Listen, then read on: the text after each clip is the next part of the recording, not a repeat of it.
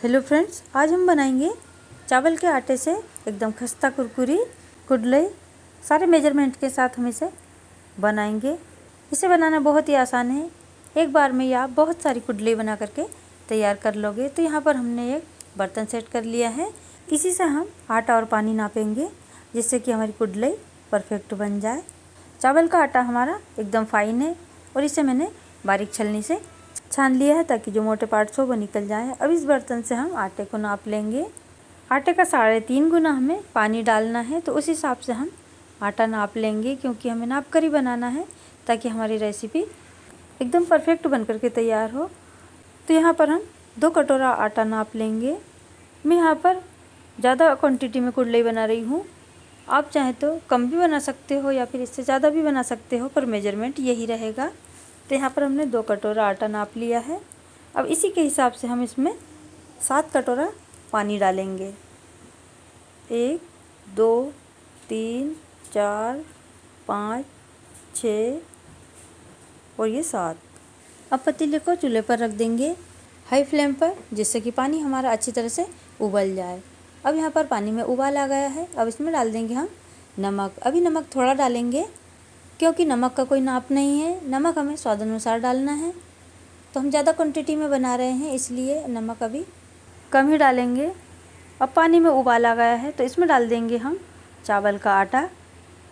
तो आटे को जब हम पानी में डालेंगे, एक हाथ से आटे को डालना है और एक हाथ से चलाते जाना है ताकि इसमें कोई लम्स ना पड़े। अगर लम्स पड़ जाते हैं तो आटा हमारा फिर अच्छे से पक नहीं पाएगा, कहीं कच्चा रह जाएगा तो कहीं पक जाएगा और फिर कुडलई भी हमारी अच्छे से बन नहीं पाएगी। तो यहाँ पर मम्मी जी मेरी मदद कर रही है। एक हाथ से वो आटा डालती जा रही है और मैं यहाँ पर चलाती जा रही हूँ ताकि इसमें लम्स ना बने।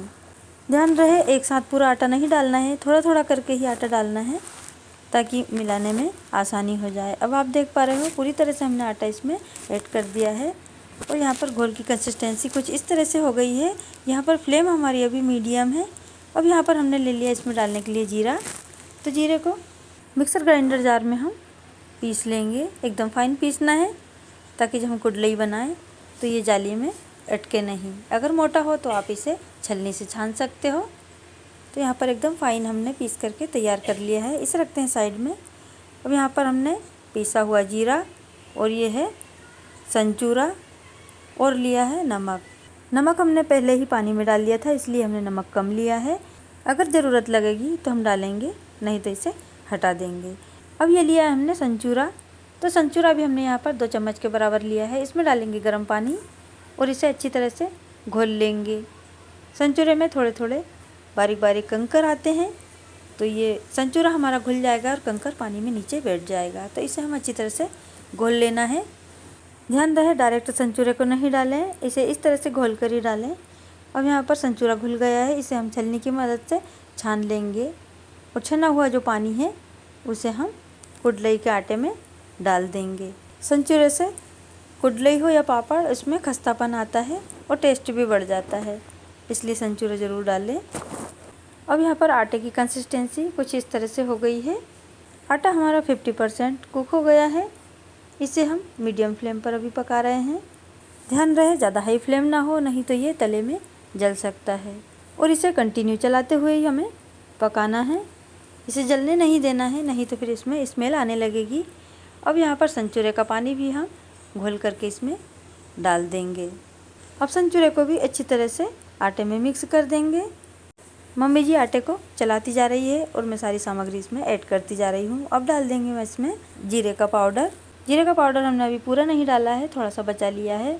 हम आटे को टेस्ट करके देखेंगे, अगर कम लगेगा तो इसमें जीरे का पाउडर और ऐड कर देंगे। अब यहाँ पर नमक कम लग रहा था इसलिए मैं इसमें थोड़ा सा नमक और डाल रही हूँ। नमक का कोई नाप नहीं होता है, अपने स्वाद के अनुसार हमें पापड़ कुडलई के आटे में नमक डालना होता है। कोई नमक ज़्यादा खाते हैं, कोई कम खाते हैं, उस हिसाब से ही हम नमक डालेंगे। अब यहाँ पर इसे अच्छी तरह से चलाते हुए पकाएंगे। अब मैं ये आटा बच्चों को टेस्ट करा देती हूँ कि इसमें क्या कमी है। जो भी कमी होगी हम इसमें ऐड कर देंगे।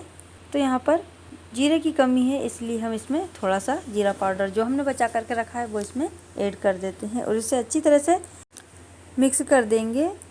और इसे लो फ्लेम पर ढक कर के हम 10 मिनट के लिए इस तरह से छोड़ देंगे ताकि ये भाप में अच्छी तरह से पक जाए।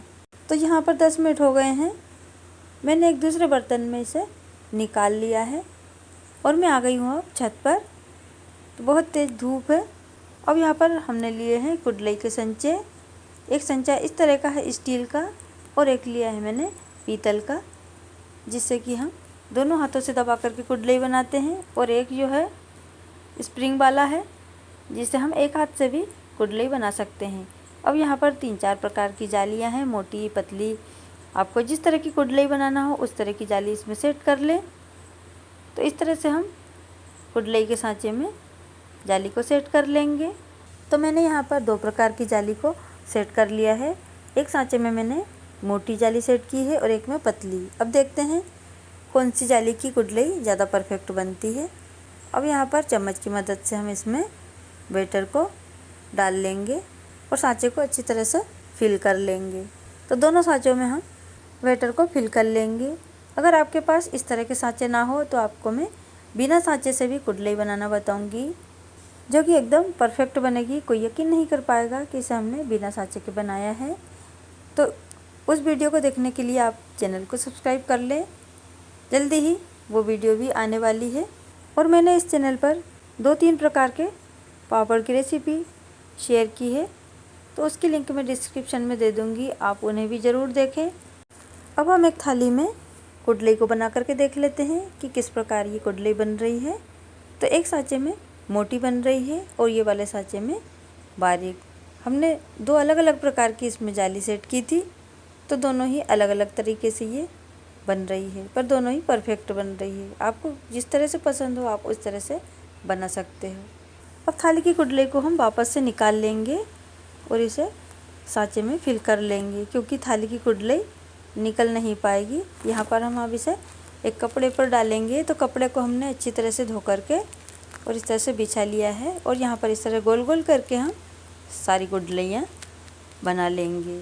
तो आप देख पा रहे हो कितनी परफेक्ट हमारी कुडलई बन करके तैयार हो रही है, एकदम बारीक बारीक सेवई की तरह। बस इस तरह से हमें सांचे को हल्के हाथ से दबा करके और गोल गोल घुमाना है और ये कुडलई हमारी बन करके तैयार हो जाती है। अब इस कुडलई के सांचे से तो हमने बना ली है।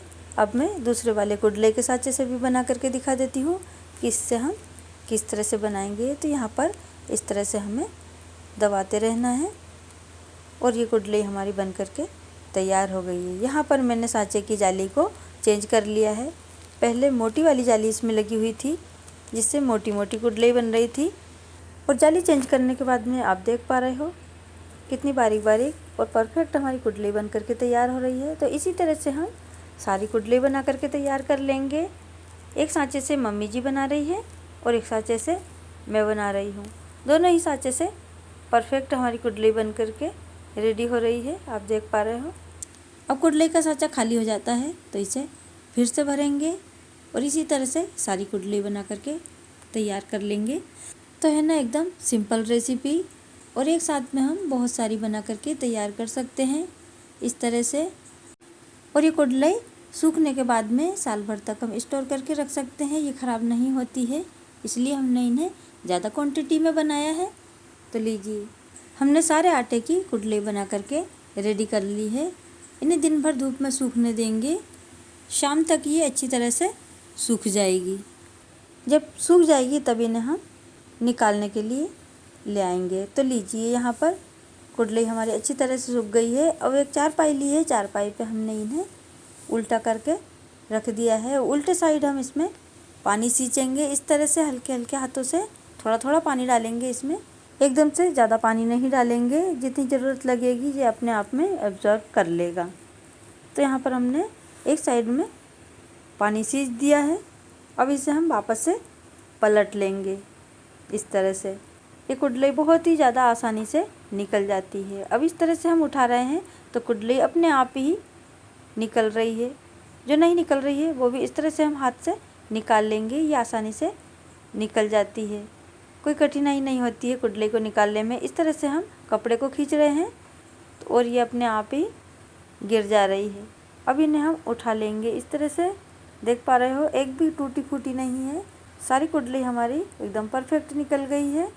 और सभी गुडलई को हम उठा करके एक बर्तन में स्टोर कर लेंगे। तो लीजिए, यहाँ पर सारी गुडलई हमने निकाल के 2 थालियों में रख ली है। अब चलते हैं छत पर। एक कपड़ा बिछा दिया है, उस पर इन्हें हम सुखा लेंगे। 1 दिन की धूप में ये अच्छी तरह से सूख जाएगी। आगे मैं इन्हें तलकर भी दिखाऊंगी। तो फ्रेंड्स, कैसी लगी ये रेसिपी मुझे कमेंट करके ज़रूर बताएं। आपके एक लाइक और कमेंट से मुझे मोटिवेशन मिलता है और नई नई रेसिपी की वीडियो लाने का मन में उत्साह बना रहता है। अच्छी लगी हो तो लाइक ज़रूर करें और मुझे सपोर्ट करने के लिए चैनल को सब्सक्राइब कर लें और ज़्यादा से ज़्यादा इस वीडियो को शेयर करें। ये गुडलई स्नैक्स बच्चों को तो इतना ज़्यादा पसंद आता है कि उन्हें अगर हम रोज़ भी देंगे तो वो मना नहीं करेंगे। इतनी ज़्यादा ये टेस्टी लगती है और इसमें हमने मिर्ची भी नहीं डाली है। अगर आप चाहें तो इसमें मिर्ची भी ऐड कर सकते हो। अब एक फ्राइंग पैन में हम डालेंगे रिफाइंड ऑयल। ऑयल को गर्म करेंगे। ऑयल हमारा गर्म हो गया है, इसमें डालेंगे गुडलई और मीडियम फ्लेम पर इन्हें फ्राई कर लेंगे। आप देख पा रहे हो एकदम परफेक्ट हमारी गुडलई बन करके तैयार हुई है। खस्ता कुरकुरी और फूली फूली छोटी सी गुडलई कितनी बड़ी हो गई है। बस इसी तरह से हम सारी गुडलई फ्राई कर लेंगे। मैंने यहाँ पर बिना मसाले की ये गुडलई बनाई है। आप इनमें अपने मनपसंद के कोई मसाले भी ऐड कर सकते हो, जो भी फ्लेवर आपको पसंद हो, और इसमें आप कलर भी ऐड कर सकते हो। मैंने यहाँ पर बिना कलर के ही बनाई है। तो फ्रेंड्स लीजिए, तैयार है हमारी गुडलई स्नैक्स। तो इसे एंजॉय कीजिए, खुश रहिए। मिलते हैं नेक्स्ट वीडियो में किसी नई रेसिपी के साथ में। तब तक के लिए bye. Thank you for watching. Have a nice day.